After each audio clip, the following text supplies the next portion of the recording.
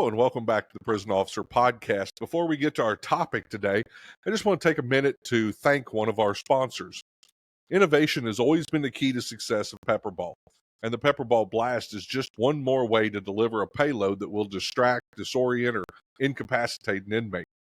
This lightweight, refillable delivery system is perfect for carrying in a holster, in your pocket, or just holding in your hand as part of a cell entry team or a CERT team. Each reloadable blast cartridge contains up to 3 projectiles worth of PAVA powder. When the quick flip safety is turned and depressed, the PAVA powder is pushed out of the tube by a 1.8 gram nitrogen cartridge. This will quickly cover the inmate and saturate the cell. Since there's no actual projectiles deployed upon firing, this is a truly non-lethal product with no impact.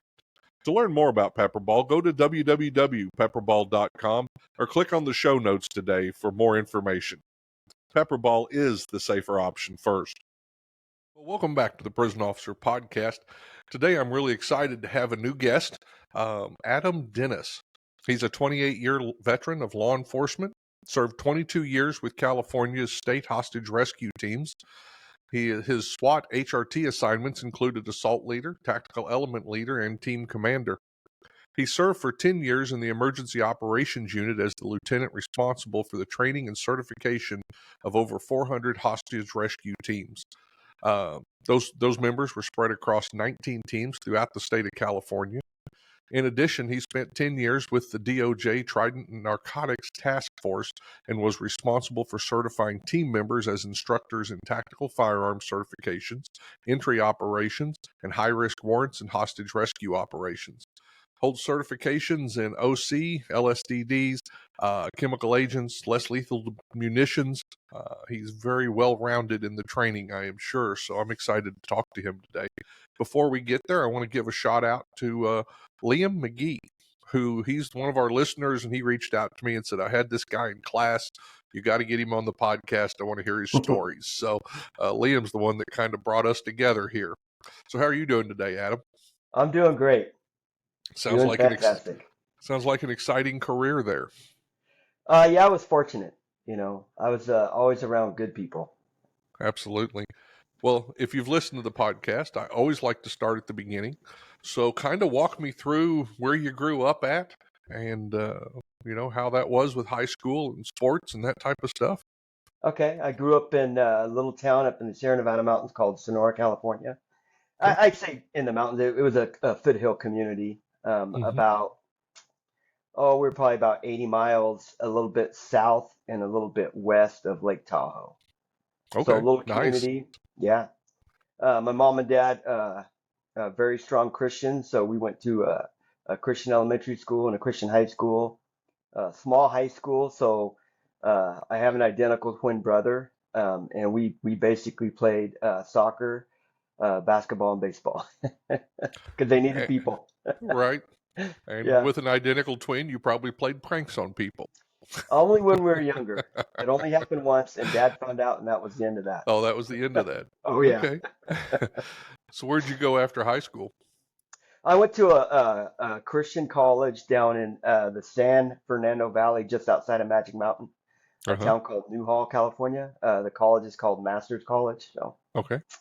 Didn't quite get the degree. I went down more than anything to play a little college baseball, non-scholarship college baseball. So okay. I was down there for, I think, 2.5 years. Yeah. What was your major besides baseball? Criminology. Criminology was my major, yeah. So you were going to go into criminology. No, I to be perfectly honest with you, my dad worked for the California Department of Transportation for many, many, many years. Retired as a supervisor, I think, after 33 years. But once we were getting done with college, he just kind of encouraged us to look for a state job for the retirement. That was his big thing. So we would have a good retirement. Okay. The Department of Transportation was not really hiring. And I don't want to go down. They were hiring, but anyway. But corrections was starting to boom. Yeah. And had a friend, an acquaintance, and plus our older brother had just got into corrections. Okay. He loved it. He said it's a great job. What year is this? This would have been, I went through the Correctionals Academy in 1991. Okay. Well, you entered Yeah. corrections. I came in the first of 1992. So, Okay. yeah. Yeah. We've been doing this almost as long. So your brother Yes. went into it and he came back with good reports. Uh-huh. And Had you ever, my twin brother actually got hired about 6 months before me. okay. Had Hmm. you ever thought about corrections before that? Did you know what prison and No, jail was? didn't have any idea what it was. Didn't realize the culture shock that I was going to be exposed to, as you well know. Yeah, didn't know any of that. Didn't know nothing Right. about it. I just at the time the starting payout there was really good. Mm-hmm. And to this day it's really good.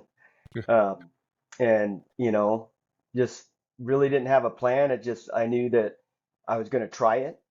Um, I told myself if I don't like it, then maybe I'll do something else. But I Right. enjoyed it from the very first day. So going to a Christian school, do you think you were I don't know, a little bit at a disadvantage as Oh far yeah, as you absolutely. probably didn't have any gangs in your school. You probably didn't have much criminality running around. And that's exactly right.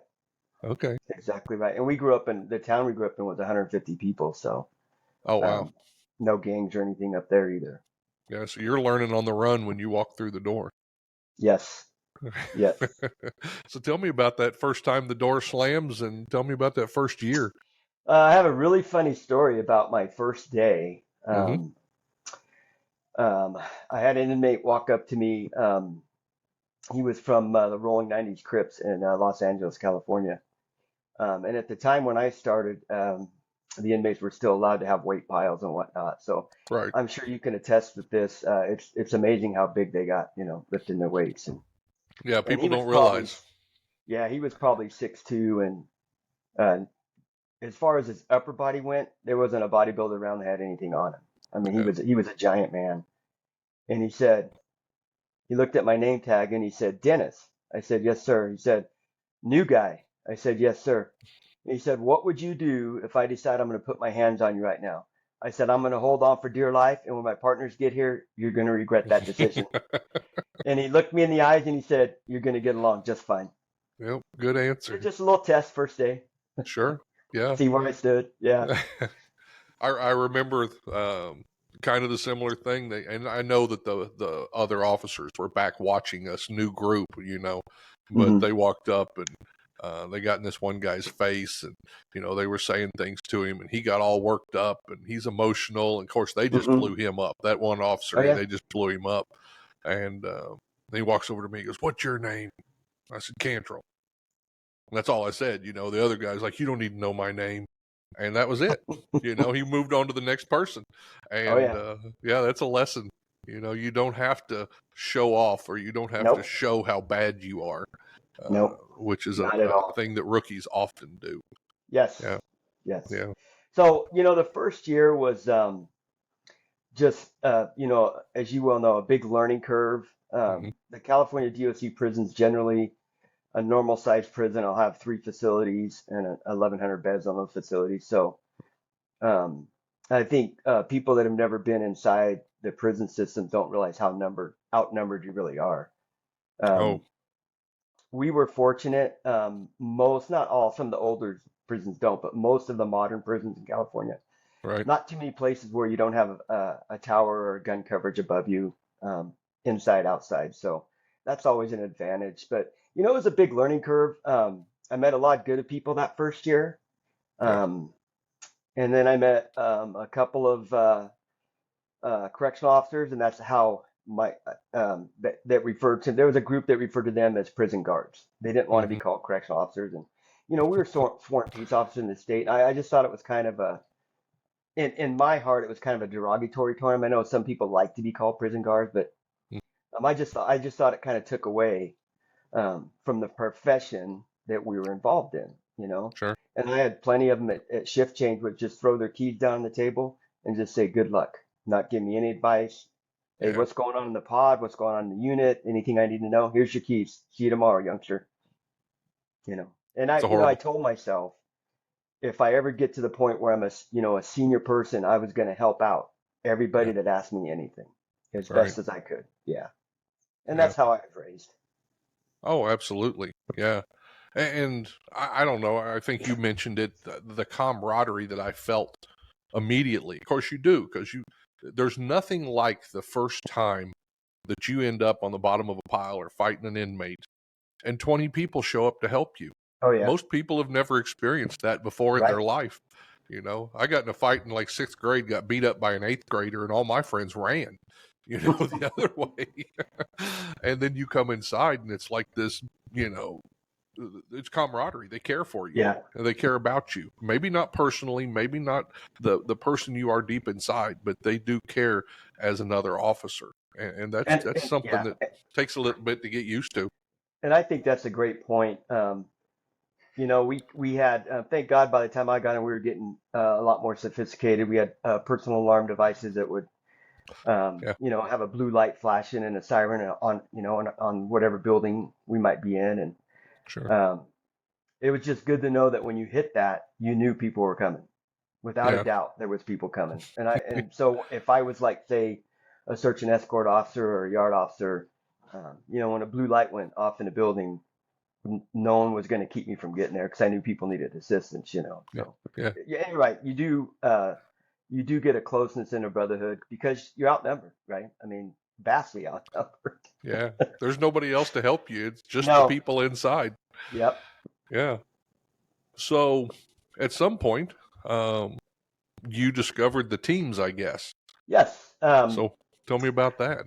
Okay, a little background about the teams. I'm sure a lot of your listeners and yourself remember the 1980 New Mexico riot, Mm-hmm. where they lost basically the entire prison, and Yep. it ended up a bunch of National Guards and State Patrol, and finally rushed the prison, and it was a really bad situation, and a lot of people lost their lives. So the governor at the time, I want to say McCarthy, but don't quote me on that, Mm-hmm. asked the director of corrections, uh, if this happens to one of my prisons, do we have people that can handle it? And he said no. And he said, Right. okay, you got 6 months. I want a Mm-hmm. plan. I want teams stationed at every prison that will have the capability, whether it's a hostage rescue, a giant incident where the regular staff on duty can't handle. I want Mm-hmm. people that are professionally trained to handle that. So that's kind of how it started. Sure. That was around 1983. So by the time I tried out for the team in 1996. My twin brother was already a team member, and he was the one that kind of told me, "Hey, you got to do this. You have the right personality for it." And at first, I wasn't too sure about it, but he kept on me, and he said, "You're gonna love it." He said, "You think it's a brotherhood out there? Wait till you get on this team." Yeah. And so, I went to tryouts, and it's a long, hard day. There's no hazing involved, but they do test your commitment. There's a lot of commitment tests during that day. Are you going to Mm-hmm. quit? Are you going to keep going? No matter how tired you are. And a lot of other good tests. Can you stay calm? Can you keep a clear mind? Can you make proper decisions that need to be made? So Mm-hmm. I was fortunate to pass tryouts. Yeah. Took a shower, got our class A's on, and then we had to have an interview with the commander, assistant commander, and the senior instructors on the team. And I was fortunate, very fortunate, looking back, that they saw something in me that they thought would make a good team member, and it really changed the whole trajectory of my career that day. Sure.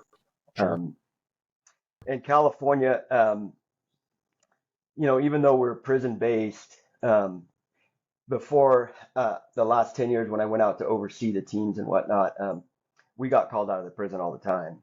Mm-hmm. A lot more now than back then, Sure. because now they're really helping local law enforcement almost on a daily basis. One of the 19 teams is probably out doing something, a warrant or assisting with gang sweeps in Fresno on a Friday, Saturday night. So Yeah. Well, you yeah, guys are you're actual peace officers when you yes, graduate from sir. the academy. Yes, sir. So Hmm. that makes a big difference for those Yeah. agencies that have Hmm. that. Some places they don't have that Right. as a correctional officer, so Yeah. they're not spending much time outside. I found out it just differs from state to state. You never know. Like Yeah. Ohio is very much so based along the lines that we were out in California. So it's just on a state by state basis, and we were fortunate enough to be peace officers. And if Sure. we got a mutual aid request, our color of authority immediately transferred to the PD or the sheriff's department that asked us to come with them. So Yeah. yeah. When rookies ask me, they'll say, what's a piece of advice? Well, one of the pieces of advice I always give them is if you can get on a team, I don't care what team, I don't care if it's negotiations, I don't care if it's Mm. HRT, CERT, whatever. If you can get on a team, because not only the camaraderie, but now you have a group of people that hold you accountable, right? Exactly. You have access to training that you won't have. So you're going to be one of the more trained officers when stuff hits, and equipment possibly even. Um, Tell me about some of that. I mean, do you look at that the same for rookies when they're coming in? How? Absolutely.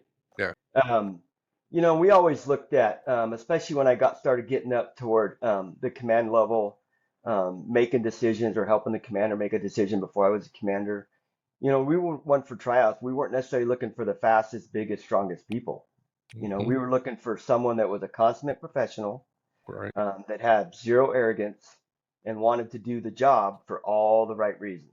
And Right. so we were looking at people, and what we would tell them is this: hey, listen, you get on a specialized team, there could come a day in your career, it might or it might not, but there could come a day in your career where the only hope that your fellow correctional officers ever have of coming home is going to be Hmm. you. Sure. And I said, that's a big commitment that you're making. That's a big Sure. commitment. So, Yeah. um, yeah, I would say, and I agree with you, whether it's a CERT team, a cell extraction team, riot control team, a negotiator, get on a team if you're so inclined and you want to, do something extra, Hmm. do something beyond just going in for 8 hours and going home. If that's and it's not for everyone, but if I would encourage people that if that's your personality, then seek those people out, ask them questions, Sure. see what they think about being on those teams. Yeah.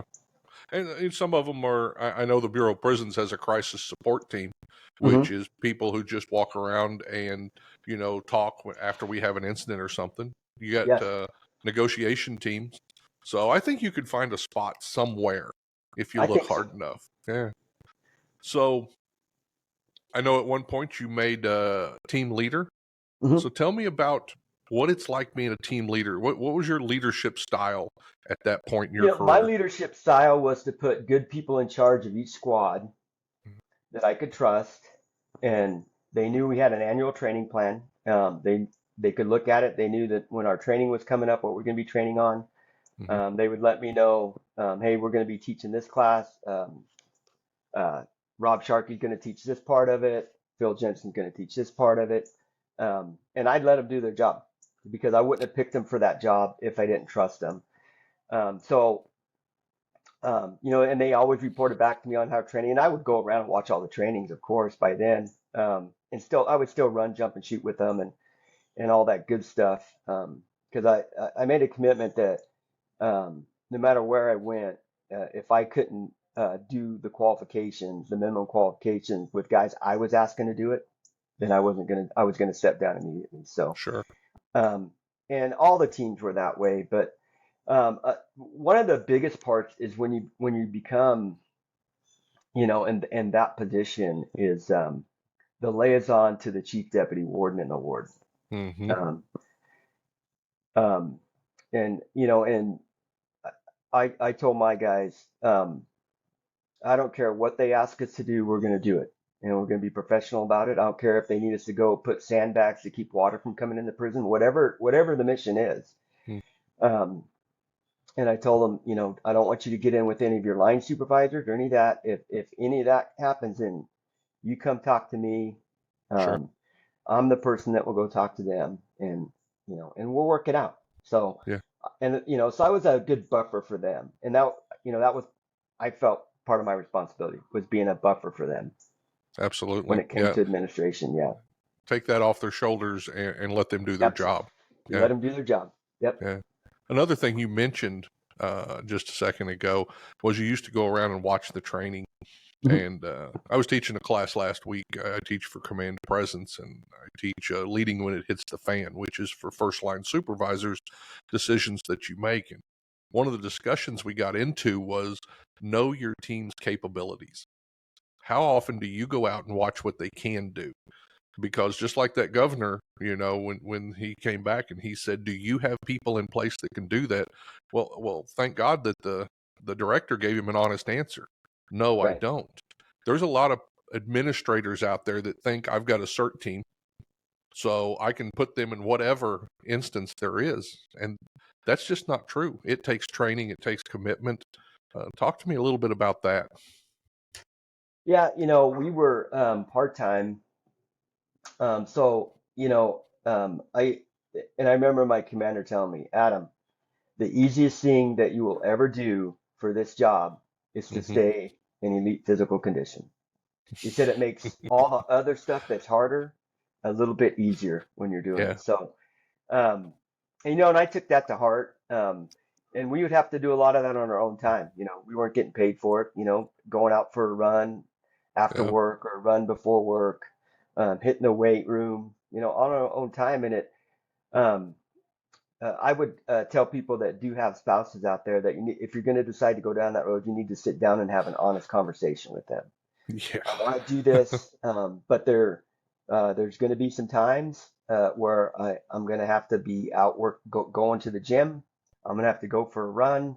And there's going to be some times at the most inconvenient time it could ever be where my pager, I had pagers back then, or my cell Yeah. phone later on is going to go off.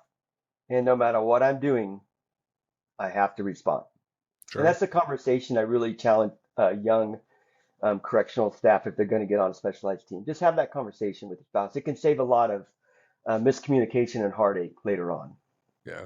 Yeah. because you need their support. I had a great wife who put up with a lot. When I was on the canine unit, we'd get called out in an escape. She wouldn't know where I was for 2, maybe 3 days because Oh I'm in the yeah, woods. There's no phones.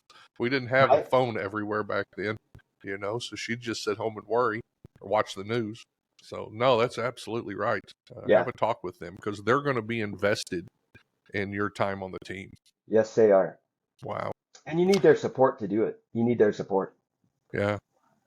So tell me, as a team leader, what was one of the toughest decisions that you had to make during that time? Um, Anything stand out?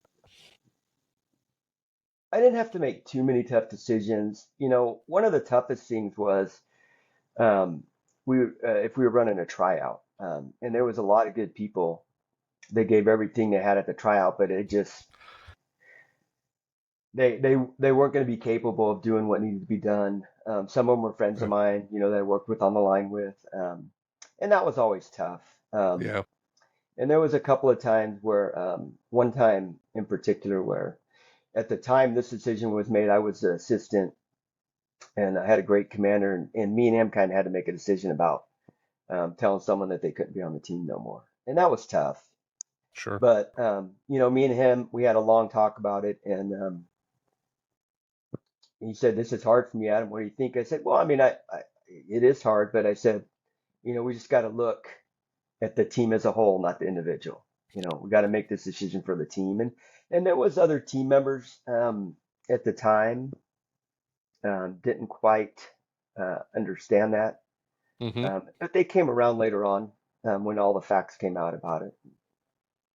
Right. Other than that, the hardest decisions I made was later on when I started running, had oversight to running the schools. I had to make some pretty tough decisions then. Yeah. Now, which job was that? Is that the emergency operations Yeah. unit? So I started going down. We would run 4 to 6 schools a year, a basic SWAT, which was 9 days, and then an advanced hostage rescue school, which was another 9 days. Hmm. Generally about 6 months apart. But throughout the year, we would run maybe a sniper school. We'd get input from the team, say, what school do we need the most right now for attrition? Might be a tactical firearms instructor school, it might be an entry operations instructor school for instructors. So on a good year, we'd run 4 to 6 courses a year. And I was very fortunate. A really good team member of mine, he ended up getting the job to oversee the teams. Hmm. And he immediately asked me to start coming down as an instructor. Um, and that was a big commitment because he wanted me at all the schools. And, they're each 9 days. We get down there a couple days early, make sure the base is all set up for us. So that's a lot of time away from home. But it was something, I'd already been fortunate enough to help, and I was teaching at the team level. Had been through just about all the schools at that point. But I really fell in love with teaching new operators. So when he asked me if I'd be willing to come down, I was pretty over the top excited about coming down. But it was for Yeah. all the right reasons. It wasn't about me. I wanted to help. We had a really good thing going. I wanted to keep it going. Yeah. Yeah. Absolutely. A little bit of legacy there. Yeah. A Yeah. lot of good people came before us, so we felt like we owed it to them. All the people that fought all the fights to keep the team. They at one time before I got on the teams, there was a big movement, pretty high up in the department to get rid of the teams. Mm-hmm. They thought it was a waste of money and resources, and a lot of good people that were in charge of the program um, fought a good fight and were able to convince the decision makers, hey, you need us. You're Yeah. going to need us. So, Yeah. I yeah. think for those listening, I think every agency goes through that at one time or another. You get really good teams, you're doing your job, things are not happening. So they decide, this is a place we can spend money. And then as soon as they start backing off on training, backing off on teams, well, Mhm. things go to shit. And now we need them back. So, yeah, Right. I think every agency goes through that. I think so. Let's talk a little bit about California. I had Ron on here in episode 37. He retired from San Quentin, but Hmm. California is its own. Is it still the second largest system behind Texas? As far as I know, it is. I know they've Yeah, closed a couple prisons, but at one time when I was working, we always, I think, covered around 100,000 people incarcerated or something like that, if I yeah, remember right. yeah. And I think that's about where you're at now. I always the thing I ran into a few years back when I was working for the BOP. The budget for California is $18.1 billion Right. for CDCR. The Bureau of Prisons, the federal side of that, or side of corrections, is $8.1 billion. So it really talks to the amount of money that's poured into the CDCR out there. Yes. But you guys have gang problems.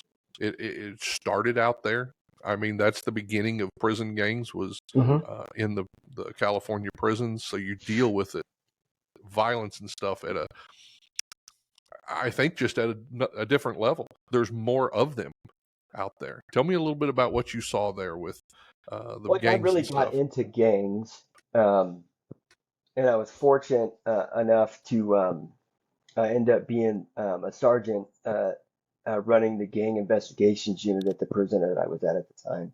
Okay. Um, so, I had, up until that point, I'd really educated myself. I was a yard officer, search and escort officer before I made sergeant. And I would go around having conversations with Sureños and, um, asking about where they grew up. Well, what neighborhood is that? And so I actually made a binder, and it had all the little acronyms that they would tattoo on them, that would, signify what part of LA or San Diego or San Gabriel Valley they were from. So I really got really knowledgeable in that, and it really helped me on the yard, because I could talk to them, and if they're, say their shirts were off on a summer day, I could look at them and say, "Oh, hey, you're from La Puente, or you're from Mhm. Bridgetown, you're from White Fence," and it was a way to open up a conversation. So they're like, "Wow, he does know where we're from."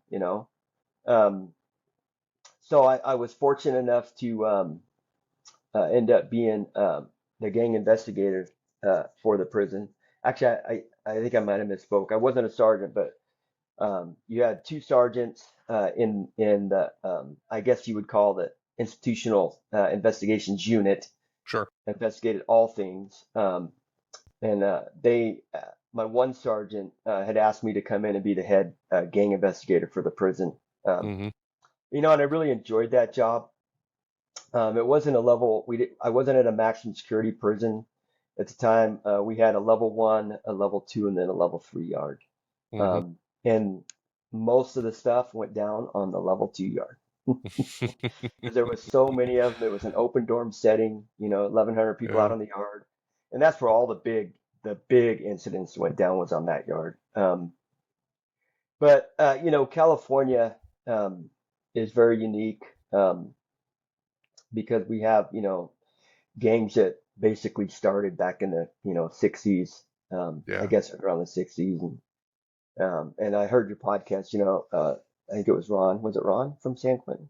Yeah. Yeah. And he Yep. basically gave a good history of that and why they started. A lot of them mostly started as protection groups, and Hmm. it just kind of morphed after that. The thing that really helped us with the prison gangs was when they Hmm. started opening the shoe units up. But since Right. I've retired, they pretty much emptied the shoe units out. Yeah. So a There's a lot big of those fighting. guys are out walking around now. Yeah. Yeah, you got to help a lot of people that don't know what they're doing in politics who've decided Hmm. restrictive housing is mean because they Right. don't understand what it does. Um, but you bring up a great point, and I want to back up to this because you talked about how you walked out on the yard and you talked to these guys. And when I go inside these days and look around, and in investigations especially, I see a lot of people who are counting on reading letters and listening to the phone, and Hmm. they're watching the cameras. Cameras are the big thing. I can see everything and I know everything if I watch the cameras. And I'm going to argue that you don't. No. We were No. taught to get out there and talk to them, to watch them, to be part of that yard. Hmm. That yard should not be left alone. Uh, Right. you you get the information by those inmates know you, and you get to know them. So, talk to me more about that. I love that you brought that up. Well, I made a point before I got into the gang unit when I was working out in the yards was, hey, I want to, and I don't like using the name shot caller. Hmm, I like to think of more as, the OG people. sure, They influence. do they have the ability to make calls? Sure. Yeah. But I got to know who was running everything, Hmm. right? And so, a perfect example is say if a Norteño disrespected one of the correctional officers, and it was a correctional officer I knew that wasn't blowing it out of proportion or anything like Sure. that. Instead of going and finding that young guy and maybe getting in a confrontation with him, I would go talk to. I don't want to say his name because he's out now and he's doing really good, I've Yeah. heard. But anyway, I'll just say his name was Speedy. Um, a long, long time Norteño. When he would come out dressed to the nines, Hmm. shoes polished, everything pressed. Yep. Um, and he really carried himself very, very respectful.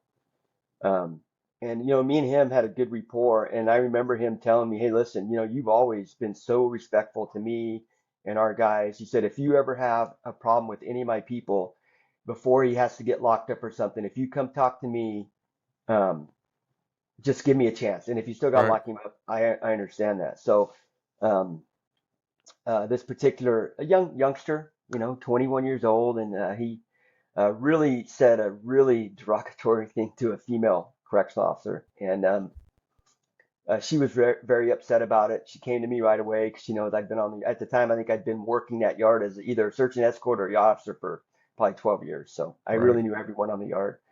Um, so I went down and talked to this guy and I said, "Hey, this is what happened. I believe her.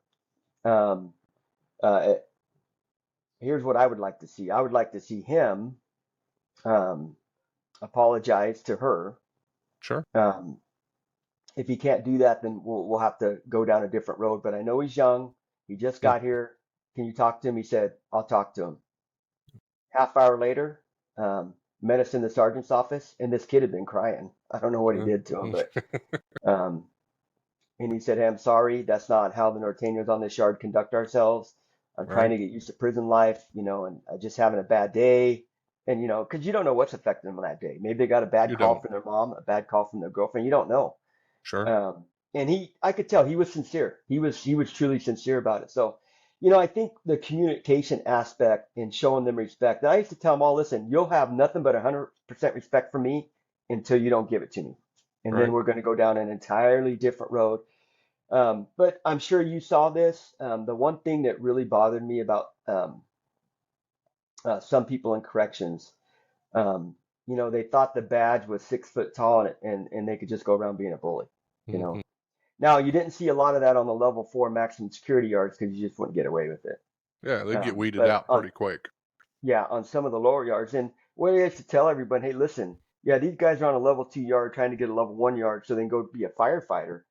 But if Hmm. you look at their history, they've worked their way down from maximum security yards. So they've been on those heavy yards, Sure. Um, and even if an old Sereno hadn't been recognized by us as being part of the Mexican mafia, I guarantee you he had cousins, um, and I guarantee you he had people from his neighborhood that were part of his little clique, and they all know each other. They all Sure. know each other, Yeah. So the respect thing and the way you carry yourself, and I just found out the more I talked to them, interested in how their lives were when they weren't locked up, would ask Hmm. them how things are going on the yard. How's it going? Is there any issues? Is anything bothering you? And I was sincere about that because there would be 11 of us on the yard and they'd be letting out 1,100 inmates, Yeah. right? So Yep. you had to have that communication skill, um, and they knew where I stood and Hmm. I knew where they stood. But at the same time, that does not mean that you cannot show compassion for people. As long as they know this is not weakness, this is just me asking how you are, Sure. Sure. Yeah, You know, you'll see corrections people and they talk about it and they'll sit through the class, when they're learning leadership. And the number one thing that you need as a leader is influence. And to me, that's some of what communication, sure, absolutely. But you were going to the yard to find the person that had influence with other inmates. You were absolutely. staying involved with them so that you could have influence. And you're absolutely right. Too many people think that you wait till the situation happens.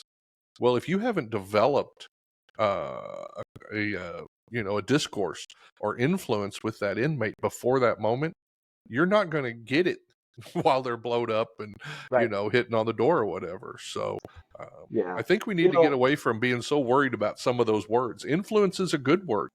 mhm. If you're leading inmates, you have to have influence with them. Yeah, they're not going to listen to you, and Yeah, then we're going to have chaos. It's just real quick. One of the, you sure. talk about communication with and knowing the influence and them having enough respect for you to come with a problem to you, knowing that you're not going to blow the problem out of proportion. You're going to deal with it respectfully, the right way. Yeah. There's a guy, I'll call him CJ. He was from the Bay Area, a 415 gang member. Big guy. He had salt and pepper braided hair, so he was definitely an OG, but still in tremendous shape. And me and him had great respect for each other, and we had a really good rapport. Mm-hmm. And I'll never forget the yard had only been opened up after dinner for maybe a half hour, and he came down to the sergeant's office and he told the sergeant, "Hey, I need to talk to Dennis."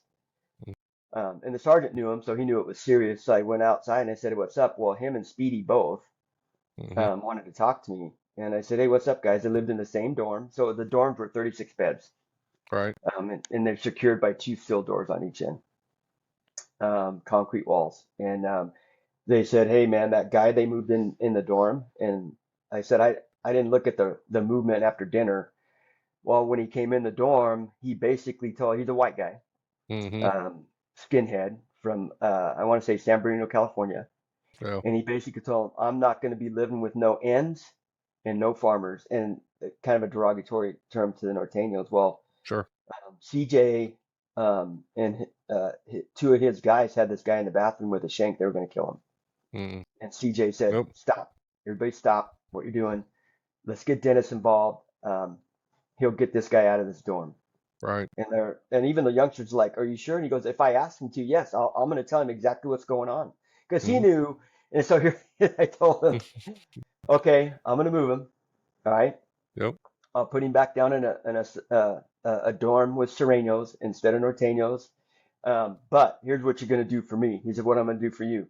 I said, "As soon as I lock the front door after he leaves, I Mm-hmm. want that weapon to come out the window of the back door out on the tier. Are we Yeah. understood?" And he said, "Absolutely understood, Adam." I said, "Okay.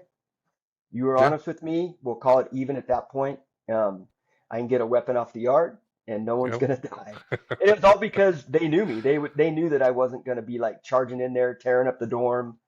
You Yep. know? Yeah, If you had never talked to them before that moment, you had no way to talk to them at that moment. yeah. They wouldn't have So came to yeah, talk to me. Who yeah, knows what would happen that night? So yeah, yeah, yeah. We need more of just that these days. kind of unfortunate. It's one of my fondest memories because I thought, I did a lot of hard work, building that respect and rapport with those influencers, and to have them Absolutely. come to it with a major issue, knowing I was going to handle it. the right way. And I did it the right way. I let the sergeant know what was going on and told him here was my plan. What do you think? He goes, that's perfect, Adam. Just, if Sure. you can make that happen, that would be great. Yeah. I think a lot of people that don't know corrections, not those that work in it, but the people on the outside, they don't understand most of those inmates, except for the violent ones, and we've usually got them at really high um, institutions. Most of those inmates want to do their time quietly. Oh They yeah, want to do it. They want to absolutely. go out. They want to get their rec. They want to get their education. And when people like that show up, if they did have to stab him or something like that, it'd shut down the whole institution. Nobody Oh done yeah. anything for a day. Oh So, yeah. yeah, I think that's one of the misconceptions out there. Yeah, and that for the most part, the Hispanics control most of the drug trafficking in California prisons, and they're the last ones that want to see something go down, especially on Sure. the lower level yards, because if they get locked down, there's no one coming in to visit, and Yeah. it just stops the whole flow of money and everything. Yeah. And It's like a you know small that business. you've worked in prison, but most people like what? I said, yeah, that's why Yeah. they want It's like a peace for small that one. business in the pandemic. Yes. Oh, So, how many years did you stay with California? 28 years. 28 years. Wow. Yeah, my last 10, I was 18 years I was on the inside, and then I was very fortunate enough, I've been going down as an instructor, and my good buddy Doug promoted to the SSU unit, which is another law enforcement arm in corrections, all special agents. And his sergeant had promoted to lieutenant. Um, Chris said, "Hey, I want you to interview for the job. I'd really like you to start." And then that was another thing I really had to think about because that was going to be a huge commitment. I had to move down to Right. Sacramento. That's where the office was at. Going to be gone a lot. Um, and I thought long and hard about it. But I made a decision. Like anything else, once I made it, I was going to be committed to it. Sure. And this is the And task force, right? The Department of no, Justice this task. was so the emergency operations unit. Okay. They oversee um, uh, several things. They oversee all the guns and bullets in the prison.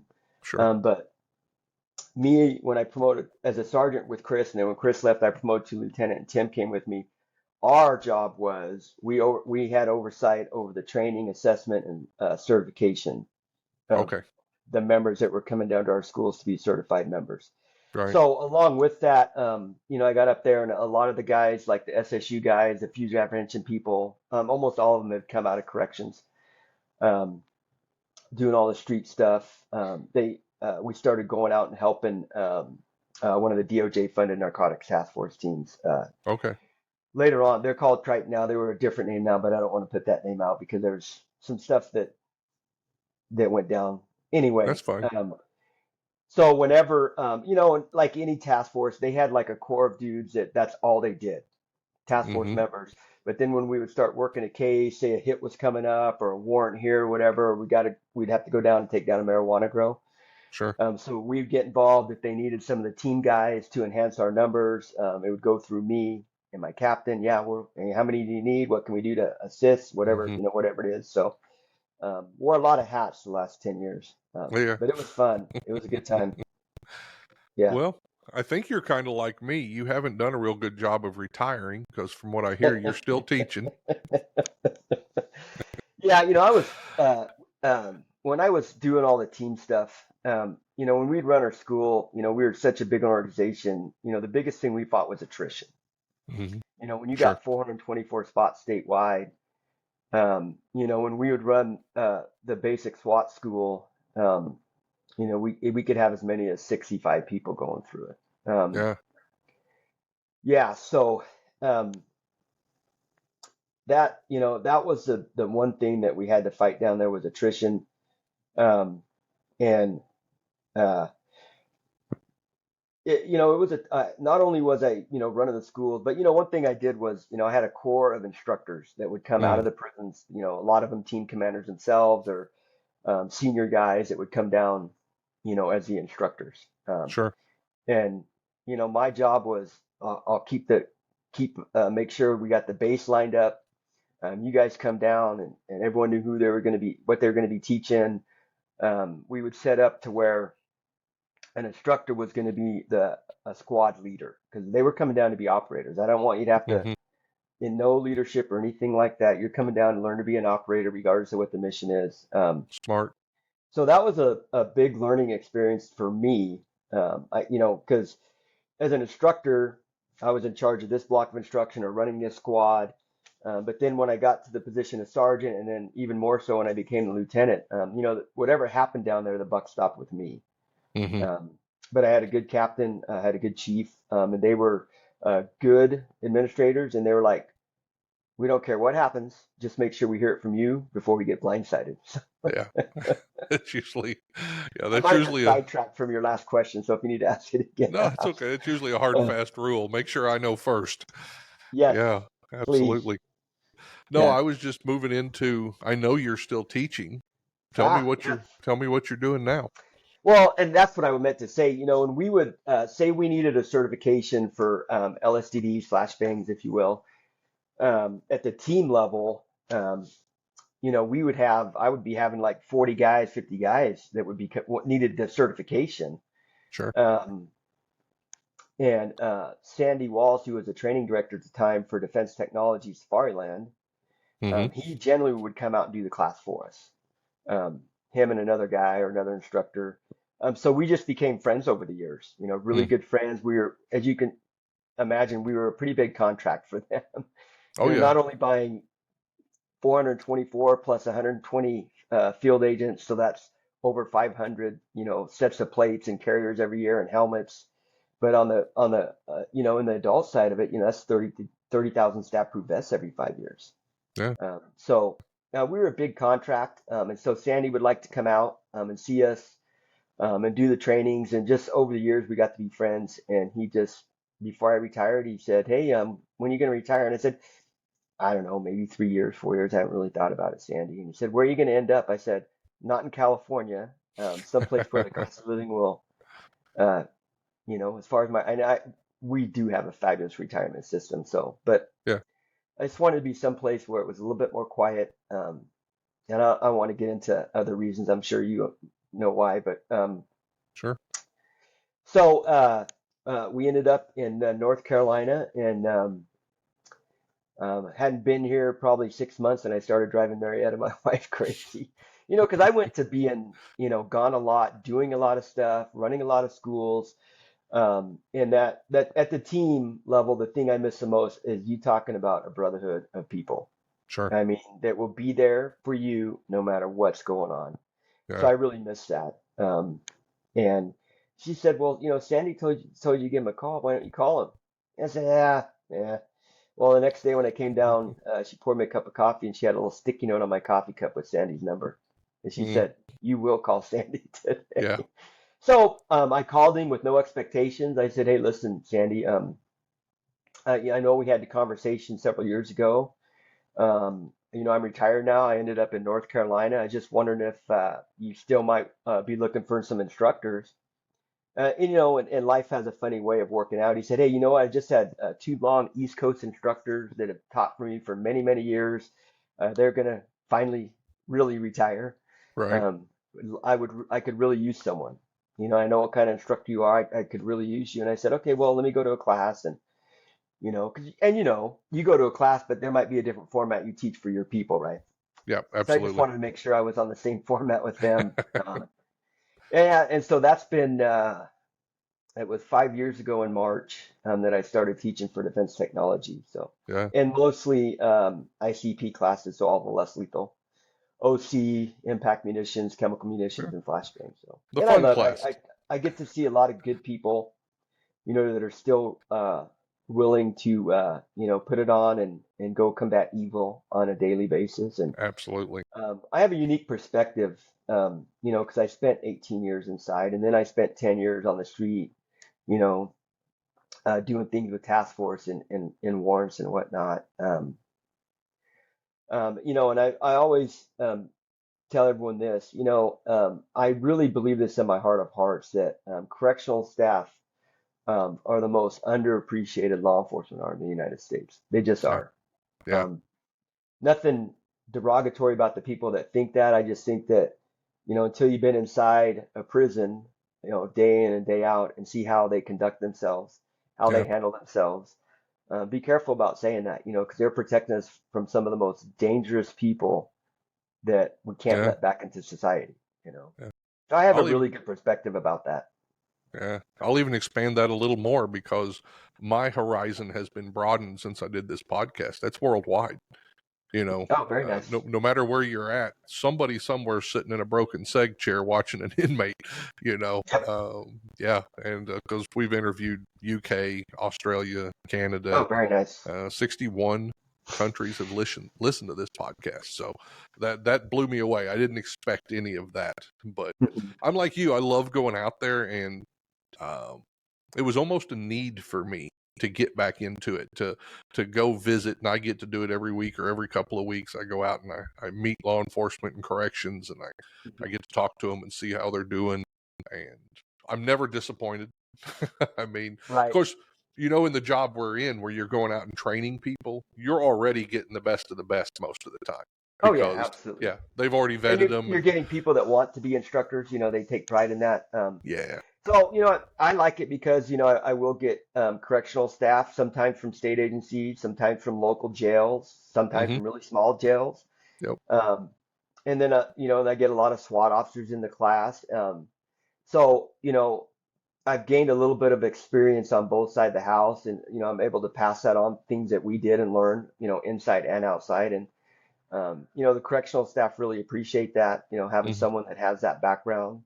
The SWAT members that come in, they really appreciate it. When they say, "Wow, you guys were like prison based, but you're like we're a SWAT team." I said, "Oh yeah, we went outside. We did warrants, and yeah. so it's a unique perspective. And I love being around the men and women who are committed to the safety of our nation. Yeah, I absolutely love those people. I think that's great words to end with there. So what are you working on next? I'm going to down to Morrisville, North Carolina next week. I'm going to do a 4-day less lethal program for them, instructor program. Um, Okay. yeah, it's been a busy year. Defense Technology is a great company. We train, I think last year the training director said we trained over 25,000 law enforcement officers, or so. It Nice. is a big number on a Yeah. variety of classes. I do a CERT basic instructor course for corrections, along with the ICP classes. Those are the two main classes that I do for them. Sure. But we do red dot sight, search warrant, use of Mm, force, yep, vehicles, just everything. yeah. So really good company, and more importantly, they make really good products. Yeah. Um, that especially on the correction side really really help that Yeah. to get some of these messes under control. And yeah, I've met a lot of great people, good Yeah. company, great people. I'm absolutely a fan of Safari Land and DefTech. DefTech and Yes. CTS we work with a Yeah. lot in the Oh Bureau yeah, of I Prisons. got a really good friend, husky rescue buddy of mine. He was one of my head instructors for many many years. uh, saved my ass a couple of times when I was in charge of the schools. He worked for CTS on their side, so I know I've met Phil and all the guys over there. Great company. Yeah. Yep. Yeah. Yep. Absolutely. Well, I'll get with you after we get off here and find out what kind of contact information you want put in there. But I appreciate you coming on the podcast today. Great conversation, and it's a pleasure meeting you. Yeah, thanks for having me. It's been great. Yeah. Maybe we'll do it again Okay. in the future. Sure. Till next time, this is Mike Cantrell with the Prison Officer Podcast. Hope you have a great day. Hey, before we go, I'd like to take a minute to thank one of our sponsors. Omni Real-Time Locating System is a company I've been working closely with for years. I'm proud to be a part of this innovative team that's developed the best real-time locating system on the market today for your jail or prison. Omni's PREA-compliant real-time monitoring technology is the very best way to track and record your inmates' locations, their movements, their interactions throughout every square inch of your correctional facility. Imagine getting an alarm the second an escape happens, or an alert that lets you know when an inmate's heart rate drops below a set level. To learn more about Omni, go to www.omnirtls.com. That's omnirtls.com. Or you can click on today's show notes to get in the information guide. Omni real-time locating system is a powerful tool specifically designed for the modern correctional professional. If you haven't done so, please take a moment to like my podcast, or better yet, hit the subscribe button so that you'll be notified when the next episode comes out. Thanks for listening, and let's be safe out there.